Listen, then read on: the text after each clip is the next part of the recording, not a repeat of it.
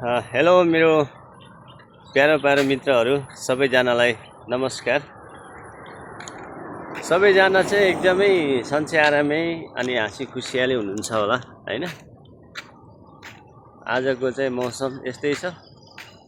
अब सदैव देख्ने भनेको तपाईहरुले यही एरिया हो, यही भ्यू हो हैन। अब यो भन्दा अन्त चाहिँ जानु कहाँ छ र है। के हानि काम गर्नु यतै आएको हैन। काम गर्ने यही एरिया भएपछि बेसी चाहिँ यही एरियाकै आउँछ हैन। ब्याकग्राउन्डमा भनौँ न यही एरियाकै फोटोहरू आउँछ, यही एरियाकै भिडियोहरू आउँछ ब्याकग्राउन्डमा। त्यही हो गाइस, ब्याकग्राउन्डमा जस्तो आए पनि जे आए पनि तपाईहरु बिचमा चाहिँ म आउन छोडेको छैन, त्यति हो है।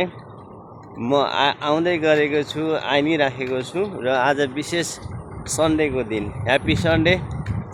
सबैजनाले चाहिँ सन्डे राम्रोसँग मनाउनुहोस् है।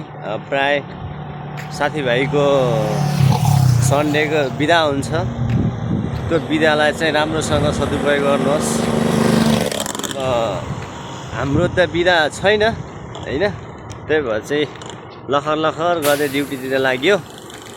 तपाईहरुको बिदा भएको व्यक्तिहरू राम्रोसँग चाहिँ बिदा बनाउनुहोस् है गाइस। त्यही हो गाइस है। कुरा गर्दै गरौँला, त्यस्तै हो।